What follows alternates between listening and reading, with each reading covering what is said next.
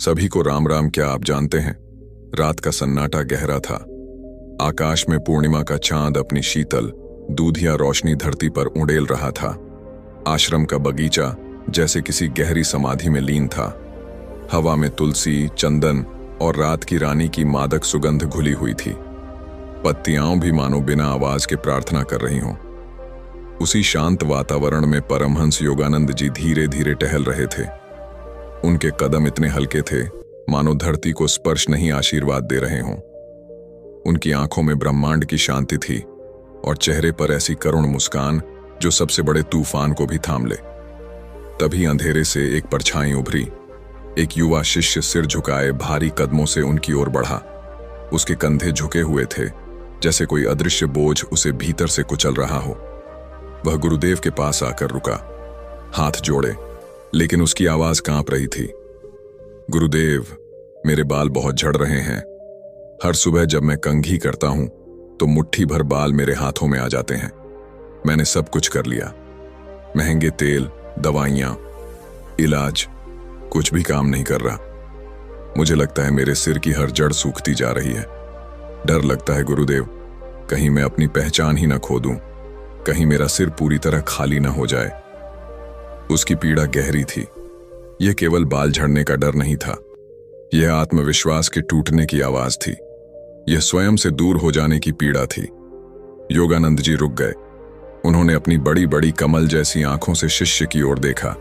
उन आंखों में कोई निर्णय नहीं था, केवल असीम करुणा थी।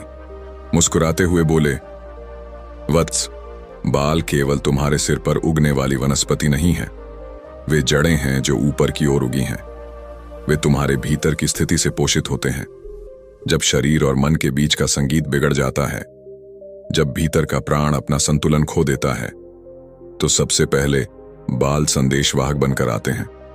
यह कोई रोग नहीं है, यह एक संकेत है, एक पुकार है कि अब तुम्हें बाहर से भीतर की ओर लौटना होगा। शिष्य विस्मित रह गया।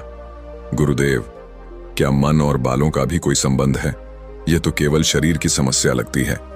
योगानंद जी ने पास खिले एक फूल को हौले से स्पर्श किया और बोले, इस ब्रह्मांड में कुछ भी अलग नहीं है।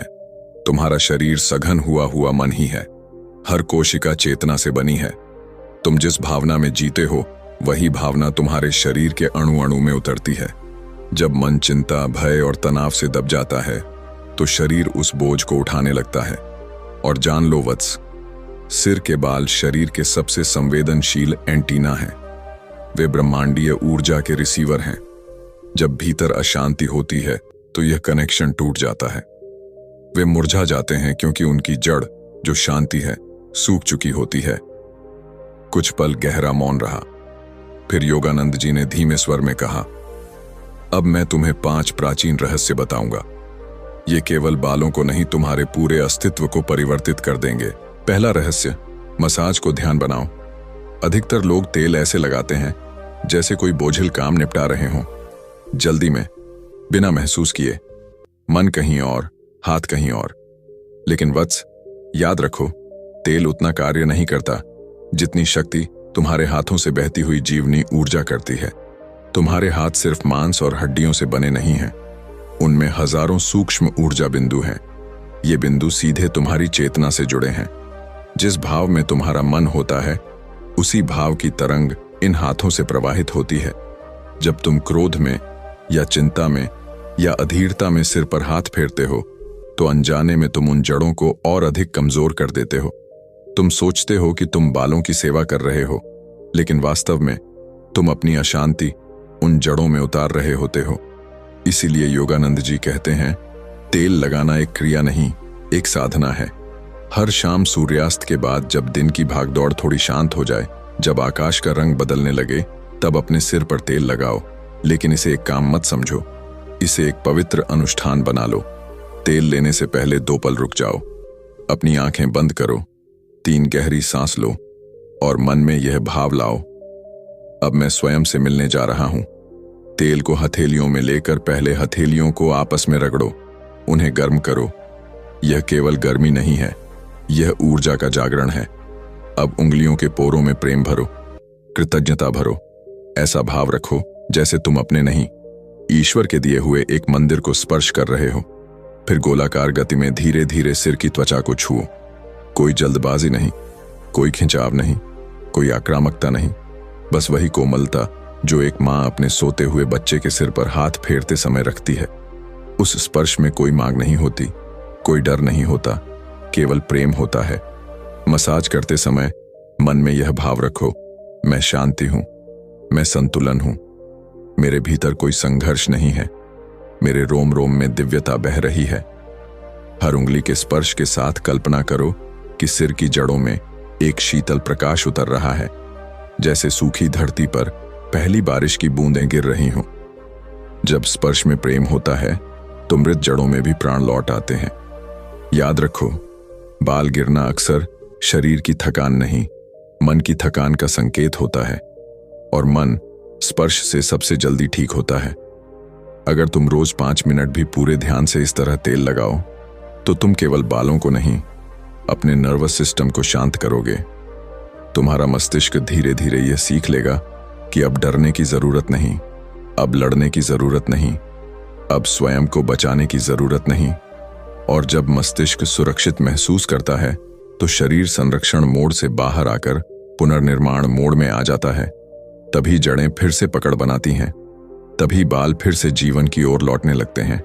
इसलिए वत्स, तेल बदलने से पहले भाव बदलो, तकनीक बदलने से पहले चेतना बदलो। जब तुम्हारा हाथ ध्यान बन जाएगा तो वही हाथ औषधि बन जाएगा, और तब तुम्हें किसी चमत्कार की जरूरत नहीं पड़ेगी, क्योंकि तुम स्वयं चमत्कार की अवस्था में जीने लगोगे। दूसरा रहस्य, जो खाते हो वही बनते हो बाल, तुम्हारे रक्त का ही परिवर्तित रूप है। यह केवल आयुर्वेद की बात नहीं है, यह जीवन का गहरा सत्य है। जो कुछ तुम खाते हो वही रक्त बनता है, और वही रक्त धीरे धीरे तुम्हारे शरीर के हर भाग को पोषित करता है।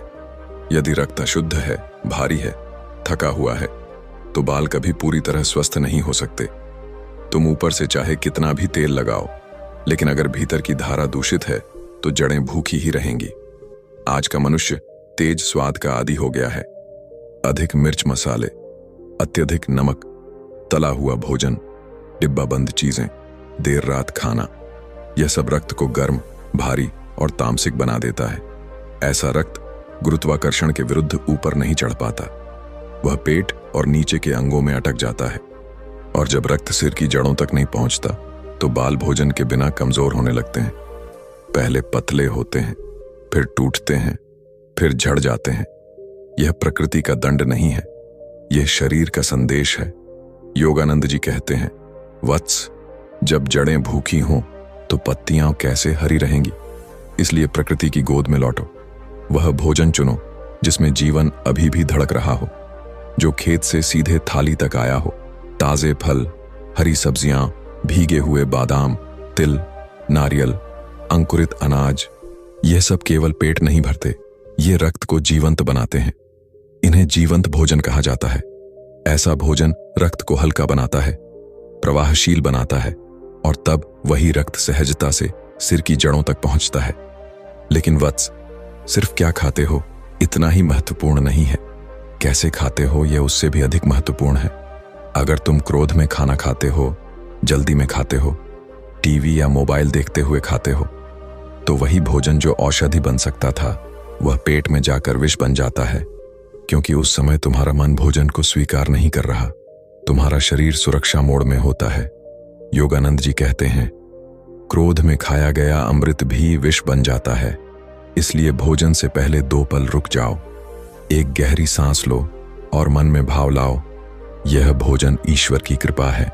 भोजन को प्रसाद समझो, धीरे खाओ, कृतज्ञता के साथ खाओ।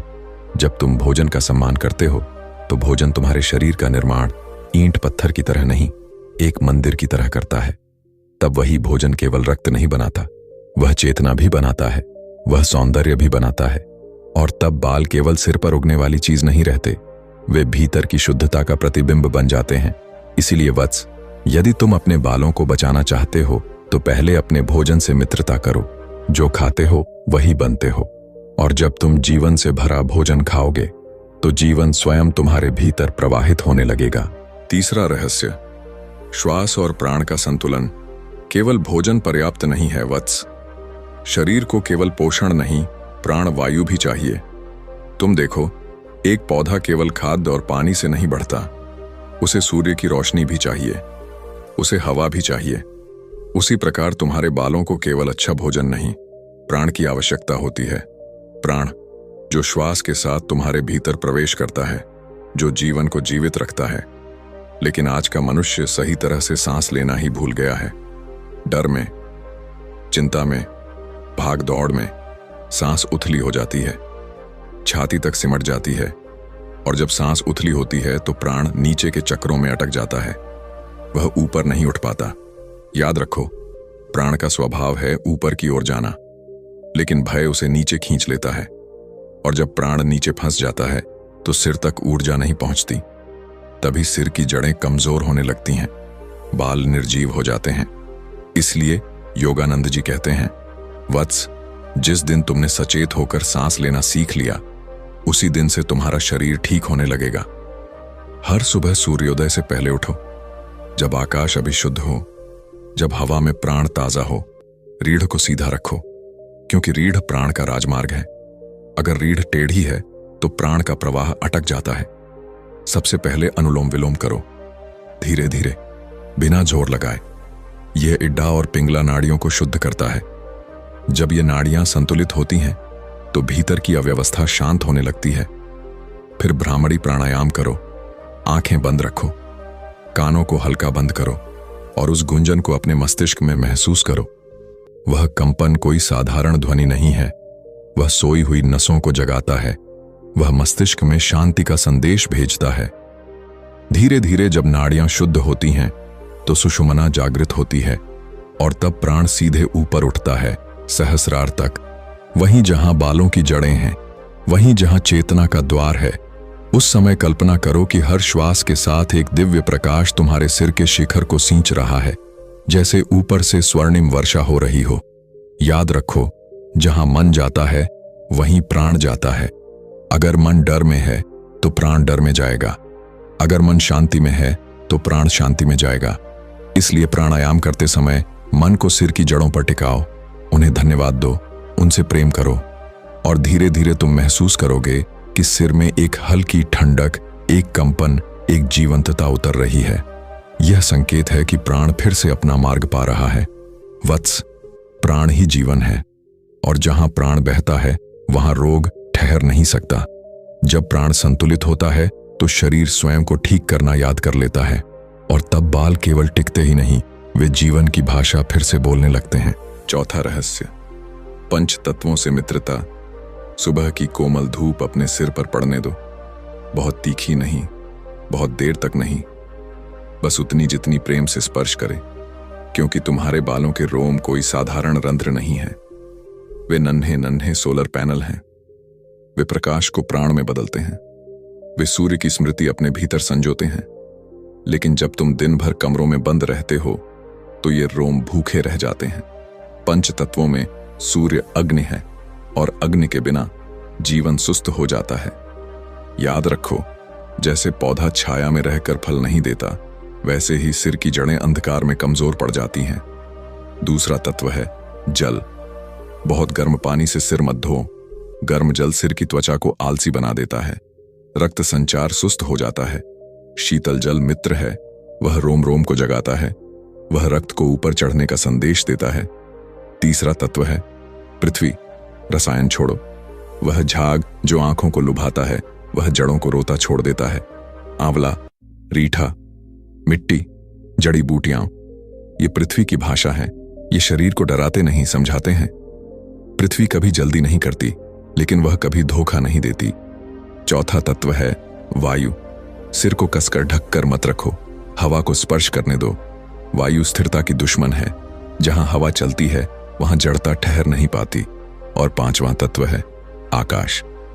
मौन, खुलापन, विश्राम।